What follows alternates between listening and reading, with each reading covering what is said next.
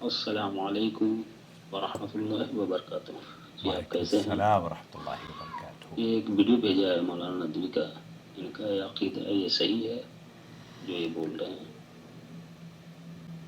اور عقیدے کا تھوڑا وضاحت کر دیں کہ عقیدے کا معنی مطلب کیا ہے؟ میں آپ کو سمجھاتا ہوں، دیکھیے پہلی بات تو یہ کہ آپ نے جو ویڈیو بھیجی ہے نا مفتی شمائل ندوی کی، یہ سوشل میڈیا پر بڑی گشت کر رہی ہے، اور میں یہ سمجھتا ہوں کہ یہ ان کی پرانی ویڈیو ہے۔ شاید طالب علمی کے دور میں، چونکہ یہ دیوبندی مکتب فکر سے ان کا تعلق ہے اور ندوے میں تعلیم حاصل کی ہے، تو جو روایتی انداز یا احناف کا یا دارالعلوم دیوبند کا یا ندوے کے علماء اور ندوے کے اسٹوڈنٹس کا، اساتذہ کا ہوتا ہے، احناف کا مجموعی طور پر وہی عقیدہ اس میں بیان کر رہے ہیں۔ اچھا، صرف یہی نہیں بلکہ میں واجدی صاحب کی ویڈیو دیکھ رہا تھا جو کہ ان کے شاید استادوں میں سے ہیں۔ مجھے بڑی حیرت ہوئی، اس ویڈیو میں انہوں نے نبی کریم صلی اللہ علیہ وسلم کے بارے میں ایک حدیث بیان کری، اور وہ آپ یقین کیجئے وہ نبی کریم صلی اللہ علیہ وسلم کی حدیث ہی نہیں ہے۔ جو واجدی صاحب امریکہ سے ان کے مناظرے میں شرکت کرنے کے لیے تشریف لائے تھے۔ ہر انسان سے غلطی ہوتی ہے۔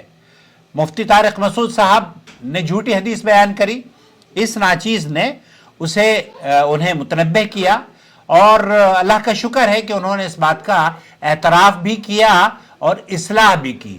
مجھے امید ہے کہ واجدی صاحب بھی اس عقیدے سے اصلاح کریں گے کہ وہ جو حدیث انہوں نے بیان کی ہے وہ نبی کریم صلی اللہ علیہ وسلم کی نہیں ہے۔ اگلی ویڈیو میں آپ کو بتاؤں گا۔ البتہ اس عنوان پر مفتی شمائل ندوی کا یہ جو ویڈیو ہے، اس میں یہ کہتے ہیں کہ کیا محمد صلی اللہ علیہ وسلم کو مردہ کہہ سکتے ہیں یا نہیں، اور اگر نہیں تو کیوں نہیں، یہ ایک عنوان قائم کیا گیا ہے۔ اور شمائل ندوی صاحب کی یہ ویڈیو، یہ کیا کہتے ہیں؟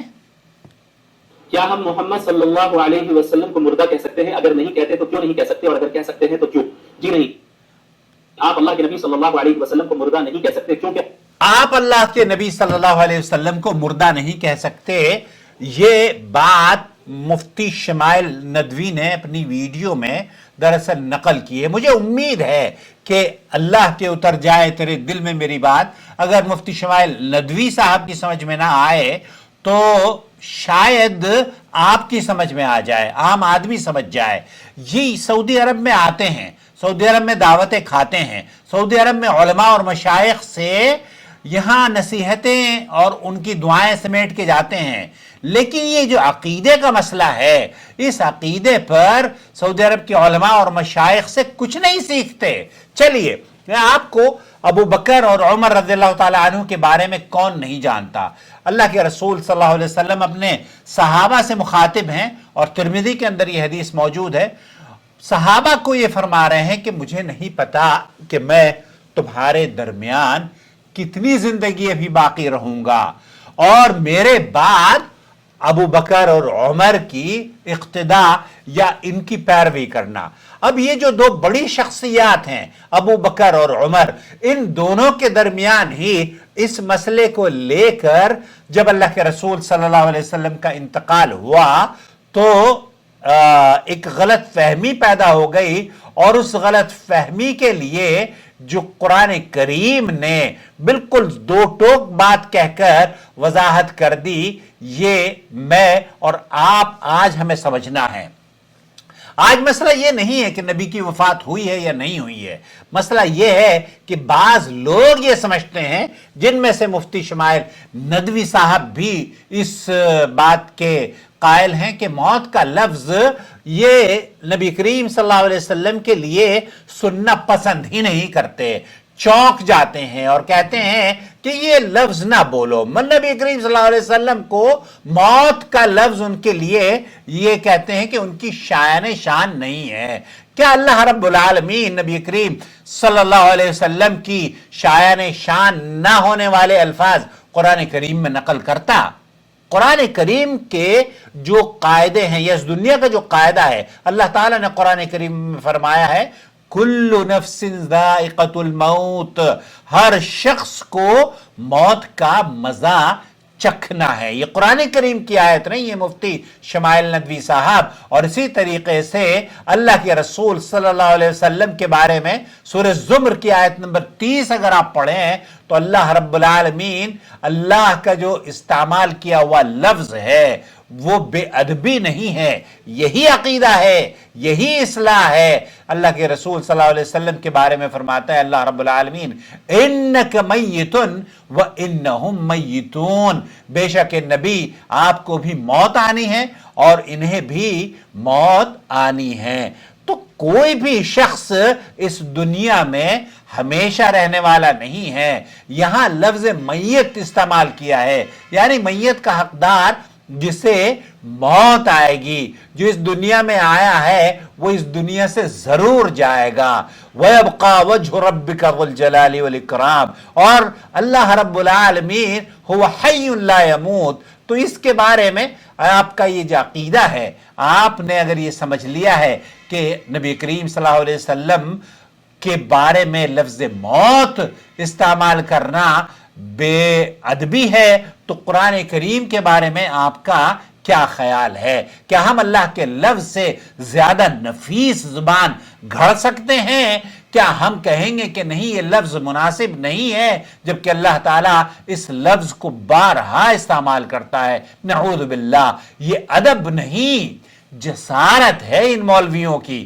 بہرحال اللہ کے رسول صلی اللہ علیہ وسلم کا جب انتقال ہوا، عمر فاروق کا موقف یہ تھا کہ وفات نہیں ہوئی ہے، لیکن نبی کریم صلی اللہ علیہ وسلم تشریف ابو بکر رضی اللہ تعالی عنہ تشریف لاتے ہیں اور کھڑے ہو کر یہ خطبہ صحیح بخاری کے اندر موجود ہے، اور مفتی شمائل ندوی صاحب کو اس حدیث کا یقینی بات علم ہوگا، لیکن چونکہ وہ روایتی انداز میں احناف کے اساتذہ نے انہیں یہی سکھا دیا ہے، اب سعودی عرب میں آ کر شیخ صالح الفوزان سے، شیخ عبداللہ المطلق سے اور شیخ عثمان خمیس سے کویت میں آپ ملاقات کرتے ہیں، ان کا عقیدہ کیا ہے؟ وہ یہ کہتے ہیں کہ ایک شخص جو یہ عقیدہ رکھتا ہے کہ اللہ کے رسول صلی اللہ علیہ وسلم کے بارے میں موت کا لفظ استعمال نہیں کرنا چاہیے، یہ لفظ استعمال اللہ رب العالمین نے کیا ہے، اور اللہ کے بعد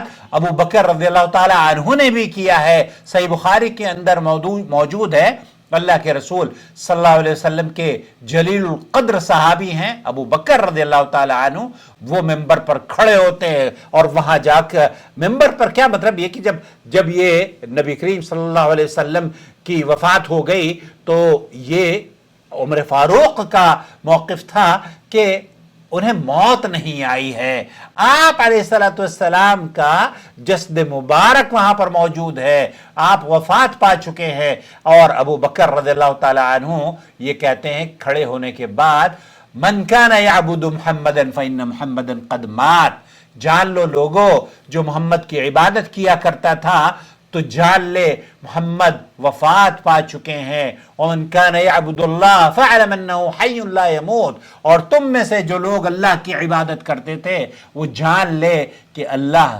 ہمیشہ ہے، زندہ ہے، اور اسے موت نہیں آتی۔ تو موت کسے نہیں آتی؟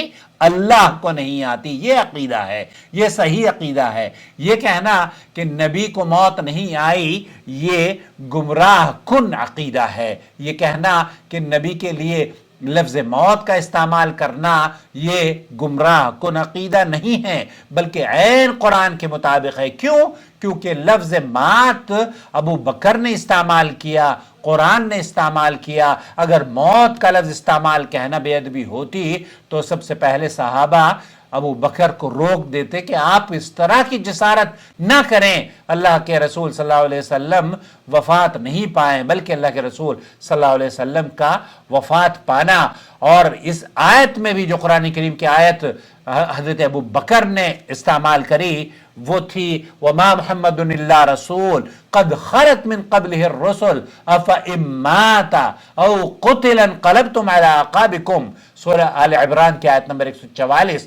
यहां पर भी अफ इम्माता, मोहम्मद तो सिर्फ रसूल हैं, उनसे पहले भी रसूल गुजर चुके, क्या अगर आप वो वफात पा चुके या वफात पा जाएं या कत्ल कर दिए जाएं या शहीद कर दिए जाएं, तो यहां लफ्ज को अल्लाह रब्बुल आलमीन ने हमें और आपको समझाने के लिए, हमारी बदअकीदगी को दिलों से खुरेच कर बाहर निकालने के लिए ही लफ्ज़ मात का इस्तेमाल किया है कि कुल्लु मन अलैहा फान।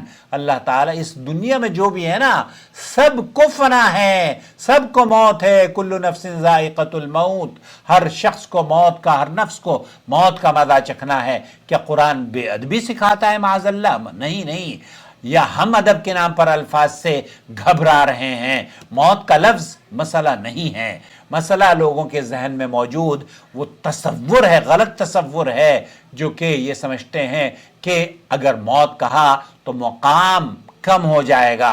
मौत अंबिया की मुकाम को कम नहीं करता दोस्तों, बल्कि उनकी रिसालत की तकमील को जाहिर करता है, उनके बशर होने को जाहिर करता है, क्योंकि जो इस दुनिया में पैदा हुआ है वो जाएगा। अब एतदाल का रास्ता ये है, हमें ये कहना नहीं चाहिए कि लोग ये ना कहें कि अल्लाह के रसूल सल्लल्लाहु अलैहि वसल्लम को मौत नहीं आई है। मौत तो आई है, लेकिन ये समझना कि वो कम दर्जे के अल्लाह के रसूल सल्लल्लाहु अलैहि वसल्लम, आप सल्लल्लाहु अलैहि वसल्लम की दुनियावी मौत हुई है, आपको बरज़खी जिंदगी हासिल है, ये हमारा अकीदा है और आपका मुकाम सबसे बुलंद और आला है। मगर दुनियावी जिंदगी क्या बाकी है? जी नहीं, दुनियावी जिंदगी बाकी नहीं है। क्यों? क्योंकि अल्लाह ताला ने मुतअद्दिद आयात में इस बात का तज़किरा किया है।